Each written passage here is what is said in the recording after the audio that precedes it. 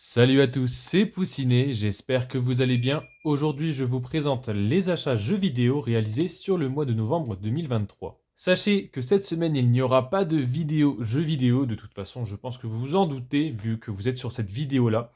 Tout simplement parce que c'est la deuxième fois que ça m'arrive sur la chaîne, mais tout simplement, j'ai une vidéo qui est bloquée par Disney. La première concernait le jeu Star Wars 3, La Revanche des Sith sur Xbox original, que je n'ai pas pu vous amener sur la chaîne, tout simplement parce qu'elle est bloquée à cause des passages de films. Et la seconde, qui est celle qui devait sortir aujourd'hui, et la suivante, le Lego Pirates des Caraïbes. Donc je me suis embêté, entre guillemets, à monter à plusieurs reprises, car j'avais une petite imperfection dans le montage. Et puis, c'est au moment du dépôt de la vidéo, donc ce matin, que je viens de me rendre compte qu'elle ne passait pas. Elle était bloquée par Disney, là encore, pour l'utilisation d'une musique. De ce fait, cette semaine, il n'y aura pas de vidéo-jeu. Peut-être qu'il y en aura une la semaine prochaine, je ne peux pas vous l'assurer, tout simplement parce que du coup, ça me fait prendre du retard sur la suite des vidéos. Mais dans tous les cas, j'essaierai de tenir la cadence comme je peux. Et on commence avec le premier jeu en début de mois, donc avec le petit Prison Break, donc sur 360, Prison Break The Conspiracy, donc qui a l'air plus ou moins complet avec notice et CD bien évidemment, donc qui est en plutôt bon état. À savoir que moi j'ai déjà vu la série donc jusqu'à la saison 4, que je n'ai pas terminé, tout simplement parce que je n'ai pas accroché, j'ai préféré les deux premières saisons, j'ai commencé à décrocher à partir de la troisième, donc j'ai laissé tomber le visionnage après ça. Et donc bah, je me suis dit pourquoi pas, en plus ça se passe du coup je suppose durant la saison 1, donc ça fait plaisir à voir. On verra un peu ce que le jeu vaut. Et donc je suis arrivé sur le stand sur lequel il y avait plusieurs jeux. Et uniquement celui-ci m'intéressait, et donc elle m'a dit que c'était 3 euros. Donc je n'ai pas négocié, 3 euros ça reste toujours correct pour du 360. On continue sur la même journée avec le petit Super Mario Odyssey, donc sur Nintendo Switch. Alors comme d'habitude, on n'a plus les fameuses notices, on a la cartouche. Et donc, moi, à la base, j'arrive sur le stand parce que la personne vendait des cartes Amiibo Animal Crossing. Donc, je lui demande le prix. Elle savait pas trop, puis je lui demande en même temps, du coup, quel est le prix du Super Mario Odyssey.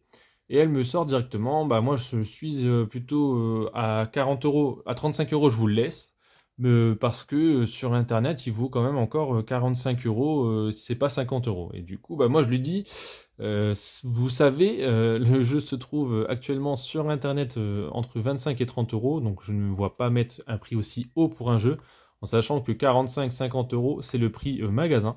Et donc la personne s'est rendue un peu compte de l'absurdité de ses paroles. Et donc elle m'a dit, bon bah, si à 25 euros je vous le laisse avec les petites cartes Amiibo, est-ce que ça vous intéresse? Et donc bah moi forcément, pour 25 euros avec les petites cartes Amiibo, on va dire qu'on est quand même sur un très bon prix. Donc je n'ai pas hésité à le prendre. Ensuite, en cours de mois, j'ai acheté le petit Call of Duty Modern Warfare, donc je sais qu'il n'intéresse pas forcément grand monde. À savoir que moi, bah, les Call of de manière générale, je ne les prends pas toujours tous les ans. Là, cette année-là et l'année dernière, je les avais pris parce que c'était du Modern Warfare. À savoir que la campagne est quand même assez différente des précédents. On n'est plus vraiment sur la petite sauce, comment dire, action à fond, on est plus sur du monde ouvert. Donc là, voilà, on retrouve la petite paperasse pour faire la promotion de Warzone.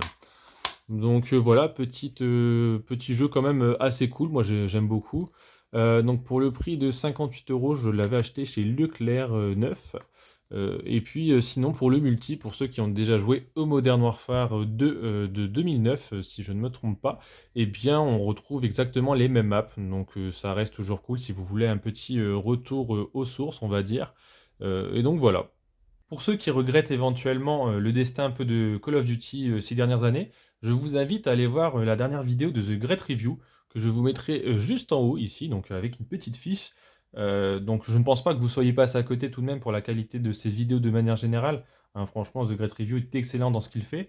Mais je vous mettrai quand même un lien au cas où vous seriez passé à côté. Donc c'est une vidéo assez longue, mais qui explique tout bonnement aussi un peu la raison de la descente aux enfers de ce Call of Duty qui a toujours été assez mythique depuis sa création. Ensuite, sur le week-end justement sur lequel le jeu Modern Warfare 3 est sorti, nous sommes allés encore en brocante, donc j'ai fait quelques achats qui sont complètement en dehors du jeu vidéo, donc je ne me permets pas entre guillemets de vous les exposer. En revanche, ma compagne a acheté un petit jeu, donc Ma vie de fermière. Donc un petit jeu de 3DS, l'enfant le vendait pour 3 euros. Donc ma compagne est plutôt fanat des jeux de ferme de manière générale, les Harvest Moon, Story of Season et autres. Donc du coup elle s'est pris ça pour voir un peu ce que ça vaut. Donc voilà, pour 2 petits euros, après je pense que ça reste toujours sympa entre guillemets à découvrir, du moins pour découvrir un petit jeu qu'on n'a pas l'habitude forcément de voir. Ensuite on passe sur un petit lot que j'ai acheté avec ma compagne. Donc sur un stand, là encore au beau matin, donc en bourse aux jouets, donc avec plusieurs jeux Wii. Donc on va commencer avec le petit Celebral Academy sur Wii. Donc là vous voyez le prix à la base de vente du jeu. Donc moi j'avais pas fait gaffe. J'ai failli repartir de la bourse aux jouets en question sans rien. Et au bout d'un moment, je sais pas, par instinct, je me retourne. Et je me rends compte qu'il y a des jeux Wii. Donc je regarde vite fait les titres de côté. Et là je demande le prix. On me dit 3 euros. Donc je demande le prix parce que je n'avais pas vu les petites étiquettes. Ensuite, avec ce Celebral Academy, on retrouve le petit, ou grand plutôt, Mario Party 8 que je n'ai jamais fait. J'ai eu quelques Mario Party sur GameCube, je ne sais plus avec lequel ça s'est arrêté. Mais donc là, le petit Mario Party 8, donc là encore complet, à savoir que les codes VIP y sont, si je ne me trompe pas, et je crois même qu'ils ne sont pas grattés. Voilà. Donc on a vraiment des codes VIP en plus non grattés, franchement ça c'est grave cool. Donc petit Mario Party 8, donc là on a un petit 6 euros. Ensuite, on trouve sur le même stand le petit Mario Kart Wii, donc au prix de 3 euros. Alors là, ça fait vachement plaisir, je vous avoue. Ça reste quand même un must-have de la Wii. De toute façon, même les jeux de Wii, de manière générale, sont quand même assez cool à avoir. Et donc là, enchaîner sur de l'exclusivité, eh bien franchement, je vais pas vous mentir, ça fait plaisir. Et puis sur le même stand, donc là, je vais vous montrer la précédente boîte du jeu, parce que je l'avais acheté le mois dernier, je crois, ou en septembre, je ne sais plus. Le petit Super Smash Bros. Brawl. Donc lui aussi qui était au prix de 3 euros, donc il y avait une étiquette ici. Mais alors, comme je vous ai dit, ce n'est pas la même boîte. Donc là, la boîte que je viens de vous présenter, c'est celle de celui que j'avais chopé, entre guillemets, il y a un mois ou deux. Et donc là, vous allez me dire pourquoi tu l'as pris. Tout simplement parce qu'il y avait pas mal de revendeurs aussi déjà dans la bourse aux jouets. Donc déjà, je ne voulais pas forcément leur laisser. Et surtout, il y avait toute la paperasse, donc tout ce qui était code, notice, tout ça. Donc ça m'a permis aussi d'upgrade ma version de Super Smash Bros. Brawl. Et donc, on se retrouve avec ces 4 petits jeux-là, donc qui à la base étaient pour la modique somme de 12 euros. Donc ce qui est déjà pas cher du tout, franchement, pour ce que c'est. Et donc, j'ai demandé s'il était possible de l'arrondir au prix de 10 euros. Et enfin, la personne a accepté, le monsieur. Et donc, bah voilà, ces 4 petits jeux, donc ces 4 excellents jeux pour la modique somme de 10 euros. Sur la même journée, nous continuons du coup à explorer notre région et puis nous partons à une autre brocante et je tombe sur un stand qui m'interpelle pour le jeu Rayman 3D, donc sur sa 3DS. Et donc je demande à la personne à combien vend-elle les jeux. La personne m'annonce les jeux de 3DS sont à 5 euros, je crois, à mon souvenir.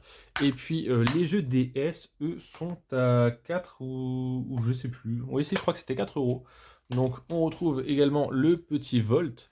Donc bah moi forcément je vais pas vous mentir, bah, le petit Rayman m'intéressait, le Volt ça c'est plus pour ma compagne, celle qui a décidé de le prendre.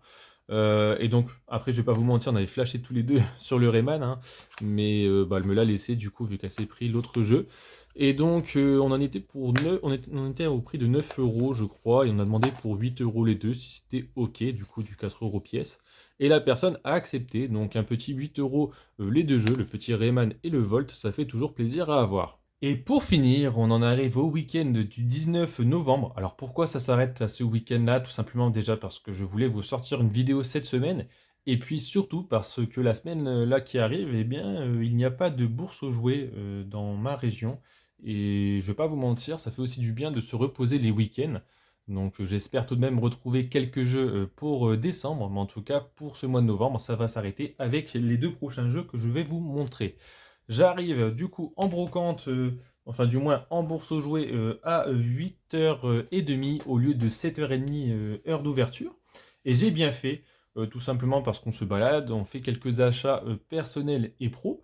Et puis ensuite, j'arrive sur un stand, enfin ma compagne s'arrête sur un stand et se rend compte qu'il y a des jeux Wii, ce que je n'avais pas vu. Et donc elle demande à la personne à combien vend-elle les jeux, si elle les vend séparément, parce qu'il y avait la console. D'ailleurs, on n'a pas demandé si les manettes étaient éventuellement disponibles à l'achat, entre guillemets, pour en avoir plusieurs de côté. Tout simplement parce que la console n'était pas en boîte, donc ça ne m'intéresse pas. Et puis finalement, on voit un petit Super Mario Galaxy. Donc moi, ma compagne, elle me demande si on l'a. Ça, je ne savais plus du tout sur le moment. Je ne savais plus si c'était le 1 ou le 2. J'en avais plus du tout la connaissance. Et donc je lui dis, je crois que c'est le 2. Je sais plus trop. Et du coup, elle demande à la dame qui nous dit 5 euros le jeu. Et donc on le négocie à 4 parce qu'on avait un doute. Et forcément, du coup, bah, je viens de me rendre compte qu'on l'avait. Donc, en revanche, contrairement à la version qu'on avait enfin qu'on avait acheté du coup il y a quelques mois, il y a un mois ou deux, eh bien le CD déjà est quelque peu différent. Donc il est en couleur, on n'a plus le logo tout jaune, on a notice et autres, et on a même le code VIP. Donc celui-ci est gratté en revanche, mais voilà, ça nous fait quand même un jeu donc qui reste cool, on peut le compléter, mais du coup ça fait quand même deux jeux encore sur la touche. Et puis sur la même brocante, on arrive sur un autre stand qui venait tout juste de finir de déballer. Et donc, je vois des jeux de Wii et je demande à la personne à combien les vend-elle et elle me dit 2 euros pièce. Donc, je suis parti sur un seul jeu pour terminer cette petite bourse aux jouets qui est donc le petit Resident Evil 4 Wii Edition. Donc, Resident Evil 4, je l'ai déjà fait sur One, tout simplement parce que je l'ai découverte dessus, sur la One, avec la version classique, hein, pas la version remake. Et puis, j'ai fait la version remake entre deux, et donc bah, ça me faisait plaisir de le trouver sur sa version Wii. En sachant qu'en plus, j'ai dû voir, je crois, récemment une vidéo qui parlait un peu des Resident Evil sur Wii. Et apparemment, le style de jeu est légèrement un peu différent. Donc bah, ça fait plaisir à avoir. En plus, pour 2 euros, franchement, ça coûte rien. Je l'avais déjà acheté à l'époque quand j'avais commencé à collectionner il y a très longtemps, avant que je revende tout ce que j'avais. Et donc bah, là, ça fait plaisir de le retrouver, surtout pour 2 euros. Franchement, bah, ça fait vraiment plaisir à faire rentrer dans la collection. Et puis, ça permet aussi de varier un peu le style de jeu sur la Wii. Ah oui, je l'avais oublié celui-ci, donc sur la dernière brocante également, donc le petit Titeuf Mission Nadia. Donc la boîte est un peu rayée, donc dans tous les sens. Donc sur DS, à la base c'était un stand de jeux Xbox One qui m'avait interpellé. J'avais vu quelques jeux DS, mais j'avais pas vu les titres.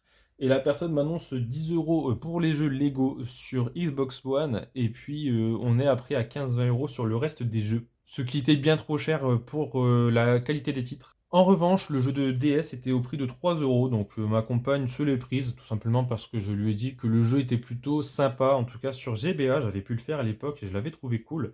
Et je crois même l'avoir essayé sur la Nintendo DS de ma sœur aussi à l'époque, donc il y a un très long moment. Et puis j'avais trouvé plutôt le jeu cool, donc c'est plein de mini-jeux, plein de bêtises dans ce genre, dans le monde de Titeuf. Et donc bah, pour 3 euros, ça reste toujours non négligeable. Je ne sais pas si ça vous intéresse, mais j'ai pensé un peu à vous donner quelques idées en fin de vidéo, entre guillemets, sur des jeux que j'ai pu jouer récemment.